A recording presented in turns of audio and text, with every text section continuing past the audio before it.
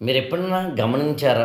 మనం ఒక పనిని, ఒక లక్ష్యాన్ని, ఒక ఆశయాన్ని, ఏదైనా ఒక టాస్క్‌ని పెట్టుకున్నప్పుడు అవ్వలేదు లేదా అవ్వడానికి మనం చేసే ప్రయత్నంలో మనం ఏం చేస్తామంటే కారణాలు వెతుకుతాం. అంటే రీజన్స్ వెతుకుతాం. రెస్పాన్సిబిలిటీస్‌ని మర్చిపోయి. అంటే యాక్చువల్‌గా ట్రై చేశానండి అవ్వలేదండి. అబ్బబ్బా! అనుకున్నాను కానండి యాక్చువల్‌గా మీరు నమ్మరండి. అంటే నేను ఎంతో చేద్దాం అనుకుంటానండి కానీ ఇంట్లో వాళ్ళు సపోర్ట్ చేయరండి. యాక్చువల్‌గా మీరు నమ్మరు సార్ అసలు ఎంతో చేద్దాం అనుకుంటాం గానీ అని ఎన్నెన్నో కారణాలు చెప్తాం. పనిమంతుడు, పని చేసేవాడు, సక్సెస్ ఎలాగైనా అవ్వాలి అనుకునేవాడికి ఎప్పుడు గుర్తుంచుకోండి. వాడికి ఆశయం మాత్రమే ఉంటుంది. అవరోధాలని అసలు చూడడు. ప్రతి అవరోధాన్ని మళ్ళీ అవకాశంగా చూస్తాడు. అంటే every obstacle is being taken as an opportunity అనమాట.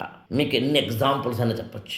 నీళ్లు బెస్ట్ ఎగ్జాంపుల్ మీకు. నీళ్లు పల్లంలోకి వెళ్తున్నాయి. అప్పుడు పొలంలోకి వెళ్తున్నప్పుడు ఇక్కడ ఏదైనా ఒకటి అడ్డుపడింది అనుకోండి. నీళ్ళు ఆగవు. జీ జీ జీ అని మళ్ళీ పక్క దారి తీసుకుంటాయి. మళ్ళీ ఈ పక్కన ఏదో ఒకటి ఇంకోటి అడ్డుపడింది అనుకోండి. మళ్ళీ జీ జీ జీ అని తీసుకుంటాయి. మీకు ఇలాంటి ఎగ్జాంపుల్ నాకు తెలిసి చిన్న చిన్న ఐ థింక్ ఈగలు, దోమలు బెస్ట్ ఎగ్జాంపుల్ ఐ థింక్ బొద్దింక కూడా చెప్పొచ్చేమో కదా! బొద్దింక ఇలా వెళ్తూ ఉంటుంది. బొద్దింక నేను మాట్లాడేది కాక్రోచ్ అంటారమ్మా ఇంగ్లీష్‌లో. బొద్దింక ఇలా వెళ్తూ ఉంటుంది.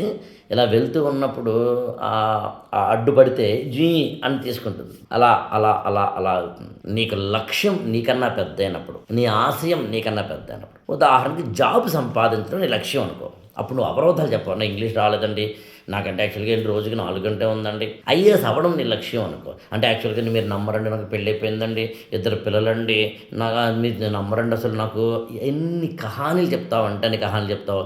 గుర్తుంచుకో, పనోడు కహానీలు చెప్పడం, శ్రామికుడు కహానీలు చెప్పడం, సమర్థుడు కహానీలు చెప్పడం, గొప్పవాడు అవ్వాలనుకున్నవాడు కహానీలు చెప్పడం, కాక్ అండ్ బుల్ స్టోరీలను ఇంగ్లీష్లోను, కాకమ్మ కథలు అని తెలుగులోను అంటాం. అవి చెప్పరు.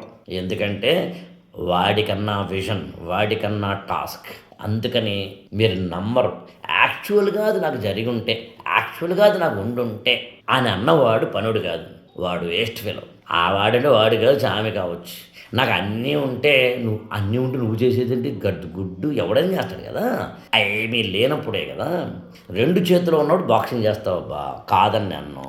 కానీ 2 చేతులు లేకపోయినా కూడా నువ్వు బాక్సింగ్ ఎలా చేయాలని ఆలోచిస్తేనే కదా గొప్పోడివి. అప్పుడే కదా నువ్వు ఆడధీరవి, మగధీరవి. అర్థం చేసుకో. Love you. ఈ ఛానల్‌ని లైక్ చేయండి, షేర్ చేయండి, సబ్స్క్రైబ్ చేసుకోండి.